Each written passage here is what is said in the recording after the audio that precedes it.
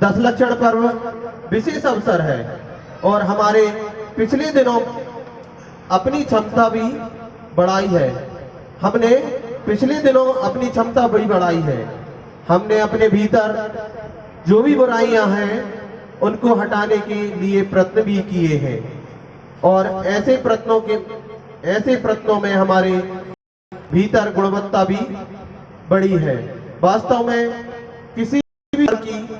किसी भी आयोजन की या मैं तो सोचता हूं कि हमारे अपने जीवन की सार्थकता इसी बात में है कि हमारी गुणवत्ता बढ़ती चली जाए और हमारे भीतर से अवगुण निकलते चले जाएं।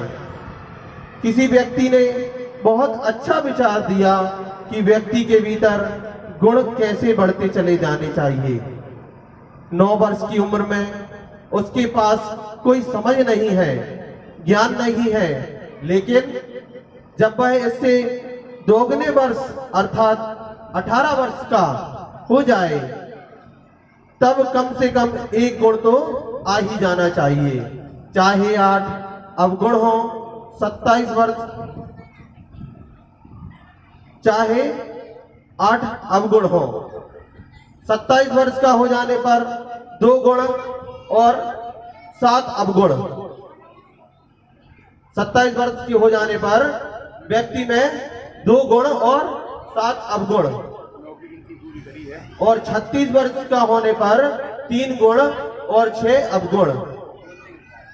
45 वर्ष का होने पर 4 गुण और 5 अवगुण और इस प्रकार बढ़ते बढ़ते 90 वर्ष के होते होते गुण पूरे हो जाने चाहिए, हो जाए और अवगुण एक भी ना रहे।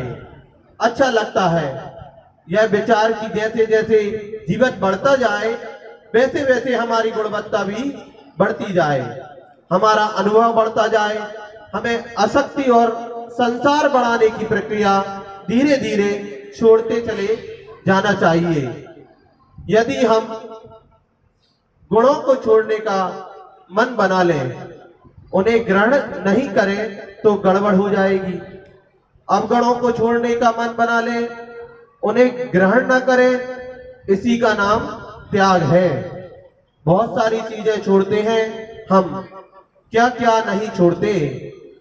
जो हमारे लिए व्यर्थ है वो तो हम हमेशा छोड़ते हैं, लेकिन क्या हम अपने अवगुणों का त्याग करके गुणों का संग्रह और संचय करने की कोई प्रक्रिया पर विचार करना पसंद नहीं करेंगे?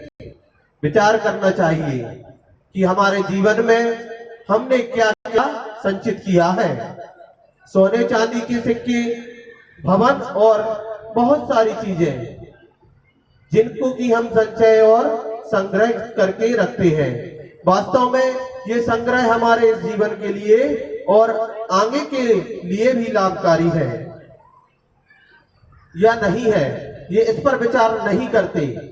ग्रहण तो करें, लेकिन कौन सी चीज ग्रहण करें, हमें विचार करना चाहिए कि ग्रहण करें तो कौन को करें और कौन सी चीज को करें। जब ग्रहण करने से इनकार कर देते हैं उसी का नाम त्याग है। ग्रहण करके छोड़ना सामान्य रूप से तो इसी को त्याग माना जाता है, लेकिन आचार्य ज्ञान सागर जी महाराज के चरणों में बैठे वे कहते थे कि छोड़ने में तो अहंकार आ सकता है, अपने आप को उससे छुड़ा लो। छूट गए इस बात का धन्यवाद और अपने मन में इस बात की कृतज्ञता ज्ञापित करो कि कल तक दुनिया भर की चीजें ग्रहण करते थे, अच्छा हुआ कि हम आज इनको ग्रहण करने से बच गए। लेकिन वास्तव में उत्तम त्याग तो ये ही कहलाएगा कि हम ग्रहण ना करें। यदि ग्रहण कर लिया तो फिर हम ये ध्यान रखें कि ये ग्रहण किस प्रकार का है। आत्म शांति के लिए जब हम राग द्वेष और विकारी भावों का त्याग कर देते हैं, वास्तव में तब है त्याग। उन विकारी भावों पर नियंत्रण के लिए परिग्रह के निवृत्त हो जाना त्याग है, पर परिग्रह से पूरी तरह निवृत्त नहीं हो पा रहे। ठीक है, इसका नियंत्रण तो कर ही सकते हैं। अपने परिग्रह को नियंत्रण करने का नाम ही तो दान है। इसलिए त्याग धर्म के अंतर्गत दान धर्म को भी शामिल किया गया है। वास्तव में तो अपने को सब चीजों से विमुक्त कर लेना था, लेकिन ऐसा नहीं हो पाता। तो ग्रहण और साथ में देना, इस रूप में हम अपने त्याग धर्म का पालन कर सकते हैं। दोनों ही प्रक्रियाएं बहुत विचारणीय हैं।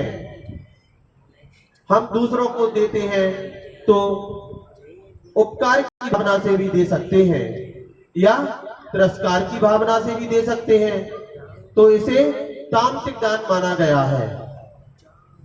या हम किसी चीज को दूसरे को संक्लेश पूर्वक देते हैं या उससे अपेक्षा रखते हैं कि उससे मुझे बदले में कुछ मिलेगा, ये तो निवेश करना है, ये दान नहीं है। जहां देते समय थोड़ी भी प्रत्युपकार की भावना है, देने के बाद संक्लेश है, सामने वाले की अवज्ञा है, अवमानना है, तिरस्कार पूर्वक दिया जा रहा है, अपने को बड़ा मानकर दूसरे को छिद्र मानकर दिया जा रहा है, तो ऐसा दान त्याग धर्म के अंतर्गत नहीं आवेगा। ये विचार करने की चीज है। हम लोग देते हैं, देने की होड़ में देते हैं, लेकिन इसके पीछे कहीं पाने वालों को नीचा दिखाने की भावना भी